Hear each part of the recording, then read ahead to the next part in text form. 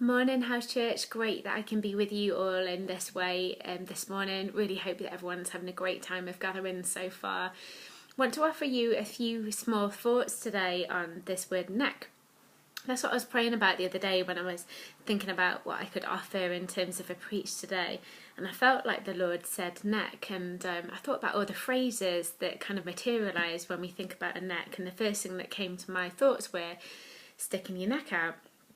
And then alternatively, in the opposite spirit to that, kind of wind your neck in. So this is going to be a two-part series, and today we're going to be talking about sticking your neck out, and then in a few weeks I'm going to be offering a few thoughts on winding your neck in. It's interesting, isn't it, that every single one of us have moments where we know we need to make our opinion and our concern and our actions well known, hence sticking our necks out. But also equally, there's many occasions where actually we need to wind our neck in and not be privy to something, not be part of something, and know what it is to respond and know what it is to have the wisdom to not. So that phrase, sticking your neck out, originated from, would you believe, it's a bit gross, but chickens having their heads cut off, and it would say that actually when a chicken was like laid down ready to be executed, if the person that was killing it would put pressure on the chicken, they would stick their neck out, thus resulting in a kind of worse, more gruesome death. But all that to say, there are moments, aren't they, where we are called to stick our necks out. And what I felt when I was praying for today was that God is asking us to be a church that commits ourselves to someone or something. God is asking us to be a church that commits ourselves to someone or something. Remember at the start of the year we gave out those toilet rolls that is called Who Gives a Crap, and we threw out that challenge where we're just saying, what is it that you have a concern for? What is it that you care for? And how is it that ongoingly we can be a church that join and partner with God on the concerns that He has for His people and His world, and we have a part to play in that as well. There's a quote that says, "Behold the turtle who only makes progress when he or she sticks her neck out." And isn't that true, that a turtle gets somewhere as a result of them putting their neck out and saying that we're going to go for it? And there are times when God asks us to put our neck out. There are times when God asks us to literally put our neck on the line. We look and think about all the biblical examples, far too many that we've got time to refer to today. We think about Jonathan and how literally he put his neck on the line for David and how he repeatedly protected David against Saul. We think about David's mighty men who were so fiercely loyal and so fiercely full of honour for David that they went to great lengths to be able to honour his leadership and protect him. We think about Daniel, who was so committed in prayer, even at risk of his own death and at risk of his own life, that he knew that that's what he needed to stick his neck out for.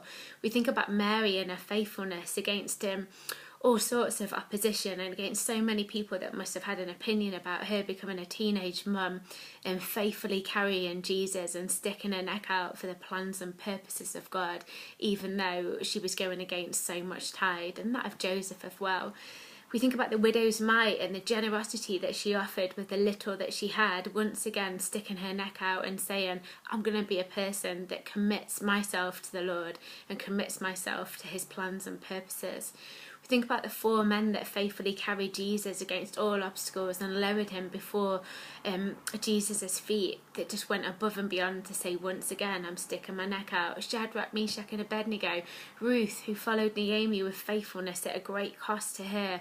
The boy who only had 5 loaves and some fishes, and then looked to make a difference as well. And then ultimately our best example, Jesus, who put his neck on the line and laid down his life so that you and I could be free.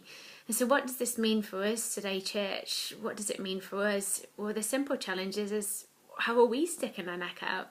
And the great thing that we can take real encouragement in is that all of these biblical examples, hugely diverse in character, hugely diverse in experience, hugely diverse in what the Lord asked of them, that gives us permission, and it also gives us that challenge to see that we're called to do the same as well. We really are. I'm just checking that this is still recording. It is, sorry. It's just because it's gone really, really pale. So I want to offer two biblical examples and then encourage you to discuss this together as we work out how we can be a people that stick our neck out.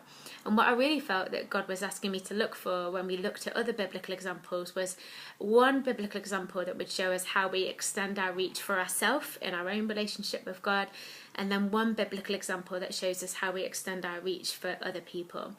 And so Luke 8 verse 40, it talks about the occasion where Jesus heals a bleeding woman, and it says this: as they went, a woman who wanted to be healed came up behind and touched Jesus, for she had been slowly bleeding for 12 years, and they could find no cure, though she had spent everything that she had on doctors. But instantly she touched the edge of the robe and the bleeding stopped. Who touched me? Jesus asked. Everyone denied it, and Peter said, Master, so many were they're crowding against you. But Jesus told him, it was no one who deliberately touched you, for I felt healing power going out of me.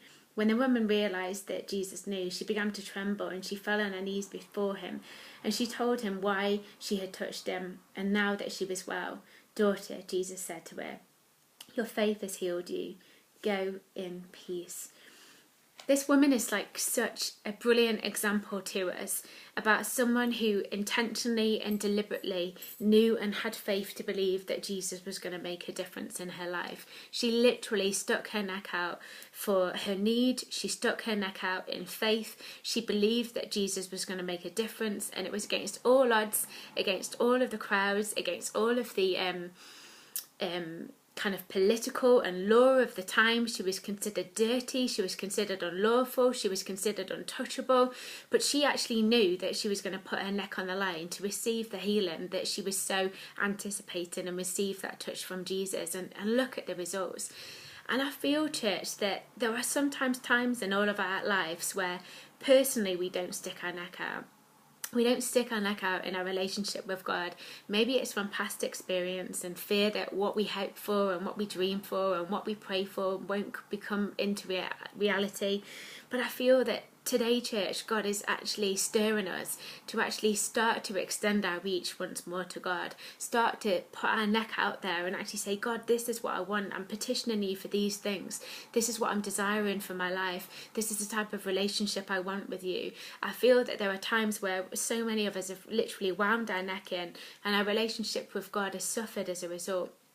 And God is calling us to be a church. God is calling us to be a people that extend our reach to him and take example from this woman, take a learned lesson from who she was, that despite all the obstacles that were against her, not just that day but 12 years previous, she turned and had faith-filled perspective and had faith-filled desires, and she knew that Jesus could make a difference. And so there's that simple challenge in every single one of us today that says, how are we sticking our neck out for our relationship with God? How are we praying? What are we doing? What are we pursuing with him?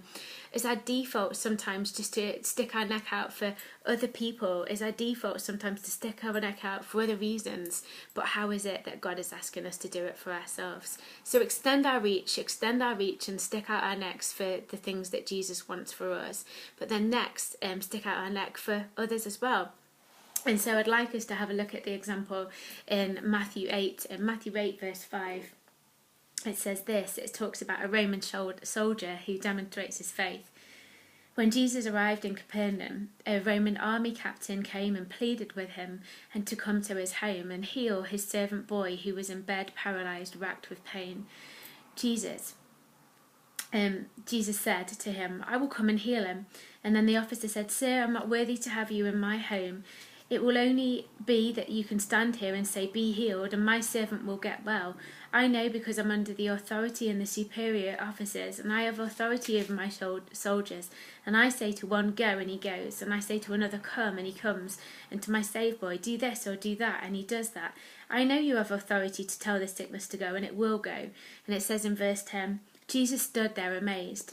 Turning to the crowd, he said, I haven't seen faith like this in all of the land of Israel. And I tell you this, that many Gentiles like this Roman officer shall come and go all over the world and sit down with the kingdom of heaven with Abraham, Isaac, and Jacob, many Israelite, those of whom the whose the kingdom was prepared shall be cast into outer darkness, into the place of weeping and torment. Then Jesus said to the Roman officer, go on home, because what you have believed has happened. And the boy was healed that very same hour.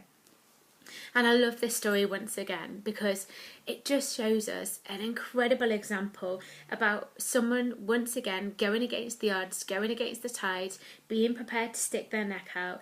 We've got to remember that this Roman soldier had a pride going for him.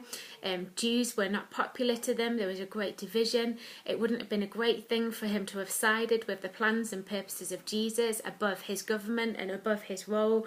But right there and then, things like pride, things like doubt, things like money, things like language, things like time and distance did not matter to this Roman soldier.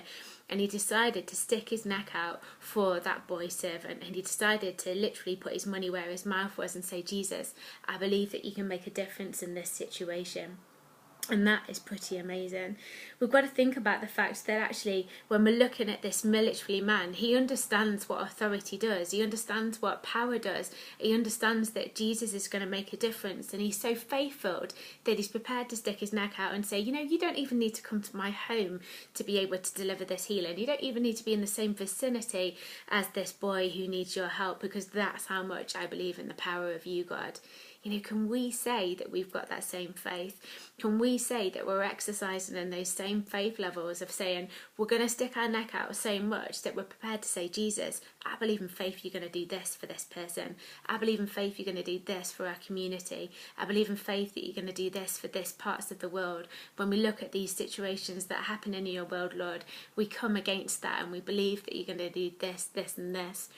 There's this quote that I read this week and it says, you don't have to be great to start, but you do have to start to be great. That's from Zig Ziglar. It says, you don't have to be great to start, but you do have to start to be great. Church, God is calling us to start movements. God is calling us to be a church of many connect points. God is calling us to stick our neck out. It's not just my job. It's not just the job of the leadership. It's the job of every single one of us. So questions, where are you sticking your neck out currently in your faith?